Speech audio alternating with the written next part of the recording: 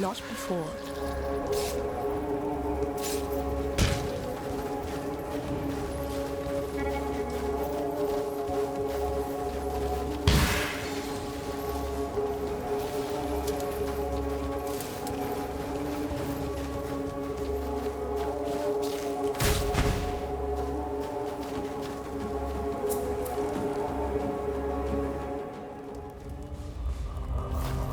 Build something like this, you make persecution a way of life.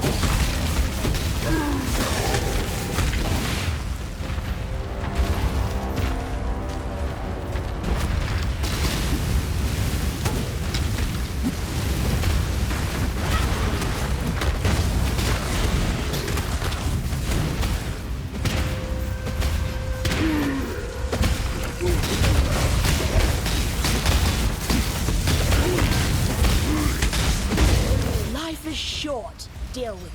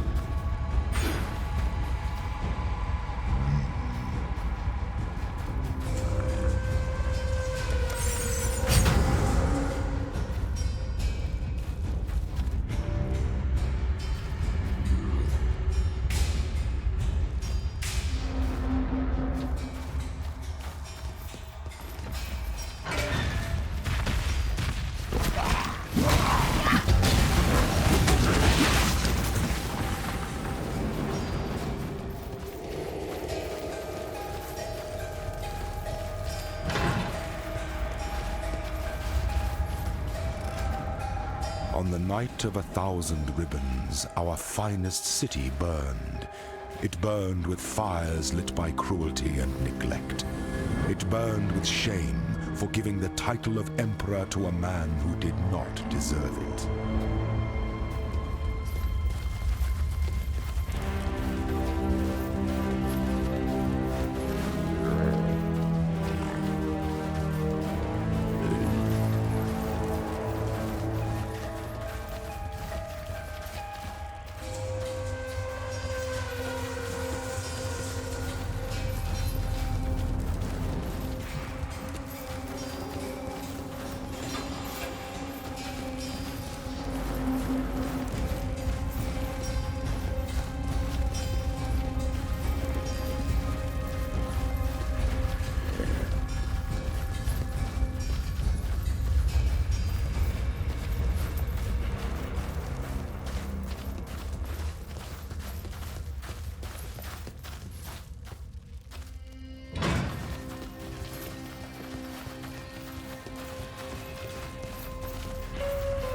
There she is, my work in progress.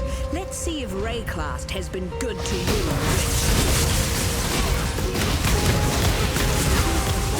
Harness your fear!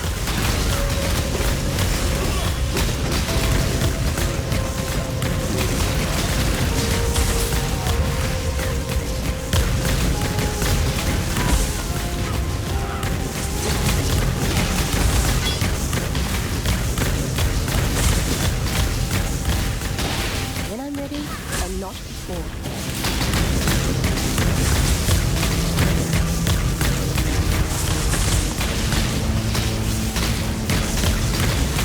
Harness your fear!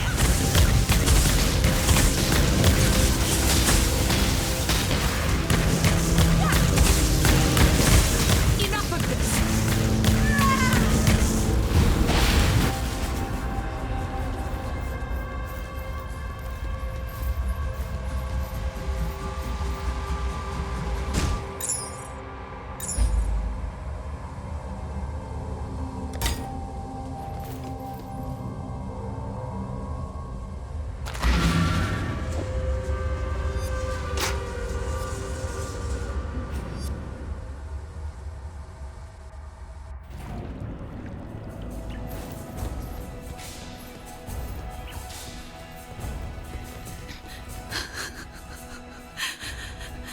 Poor Tolman. I made this bracelet for him when he first arrived here. Idiot said he'd never take it off. I called him a liar. He didn't, though. Not once. I need to give you something. I asked a lot of you out there in the slums. More than I should have. You tried. And that's all we exiles can ever hope to do.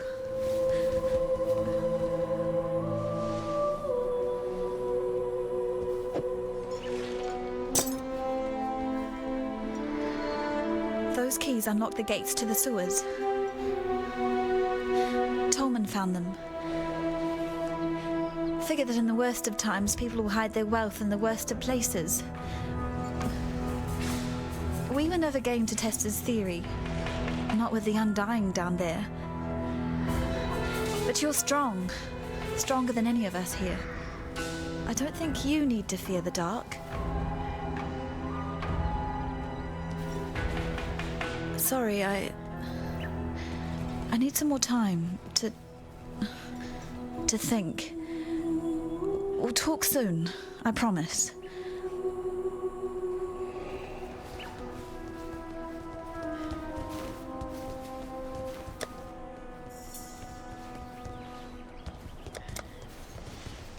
See you.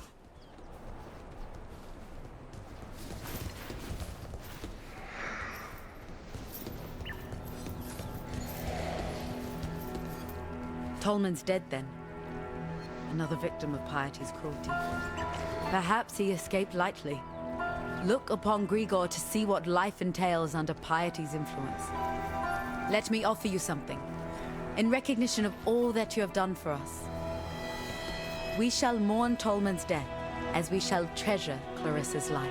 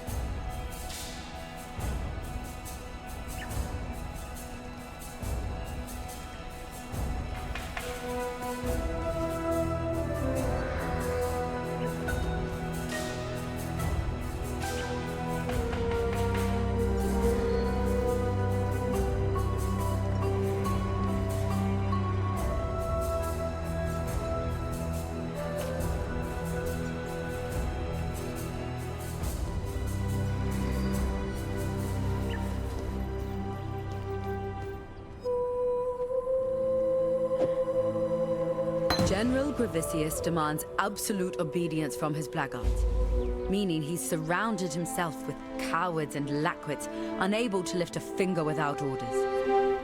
If you're able, traverse the river and murder Gravisius in his own barracks. He'll be ripping the very mind from the skulls of our enemies.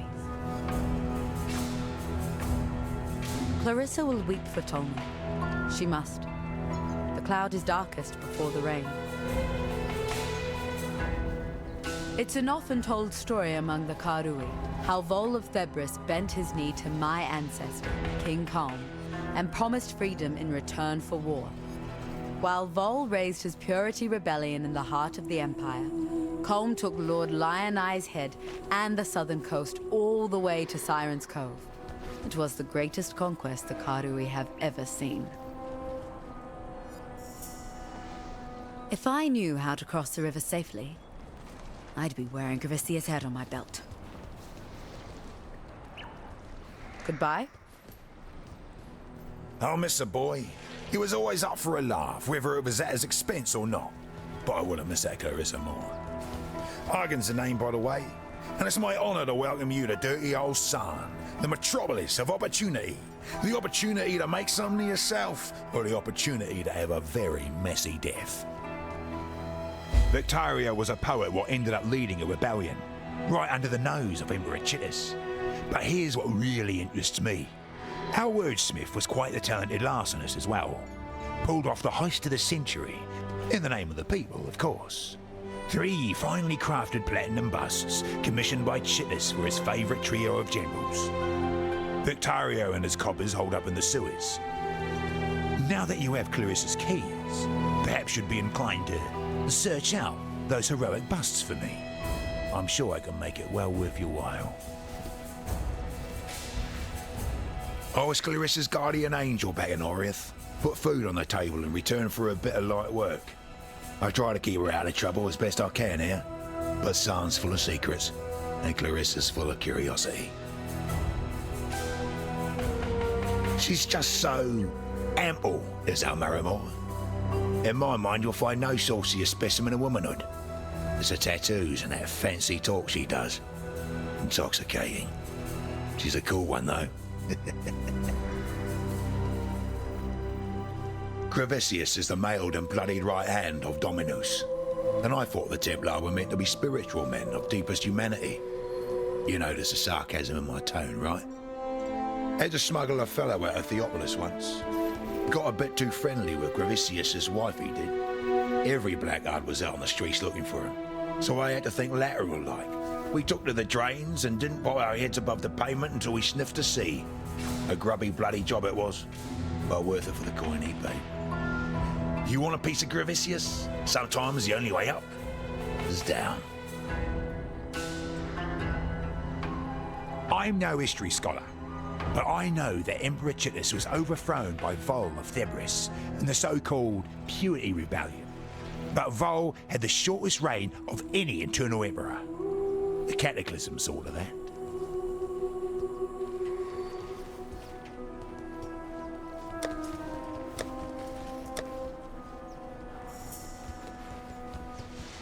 Don't do anything I would.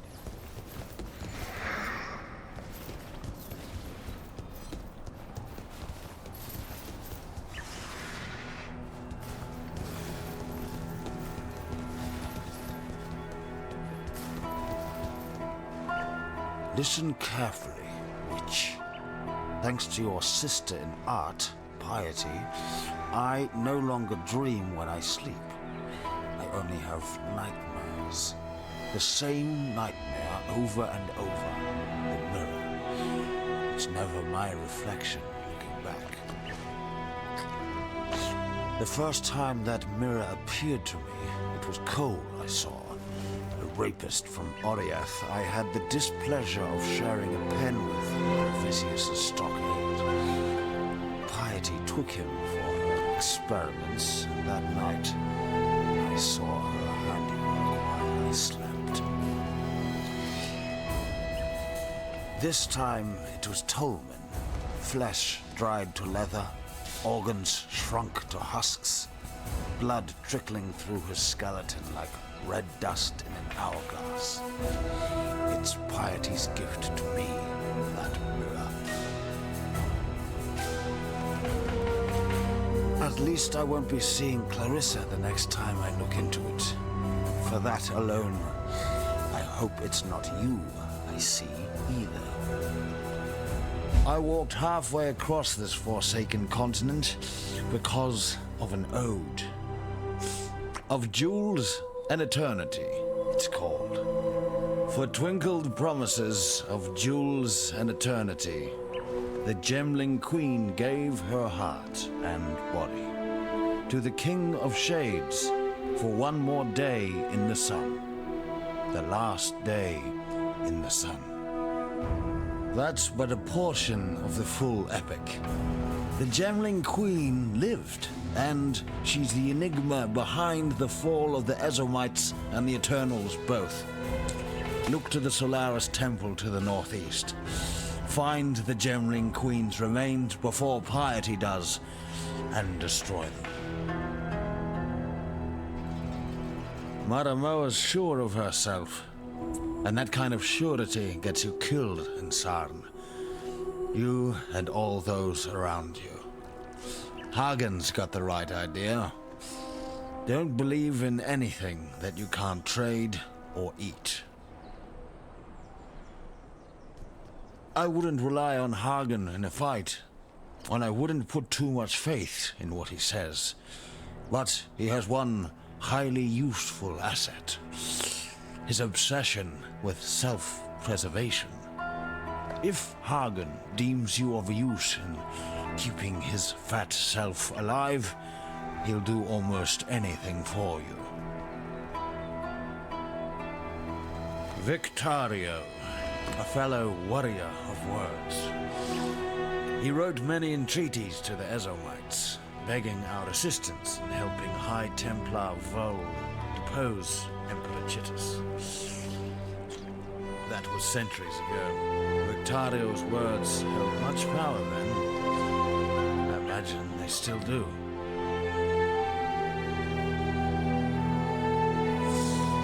I tried to penetrate the Solaris Temple in the northeast. Almost got myself killed by the bloody ribbons that guard the place. Bizarre, floating tapestries they are.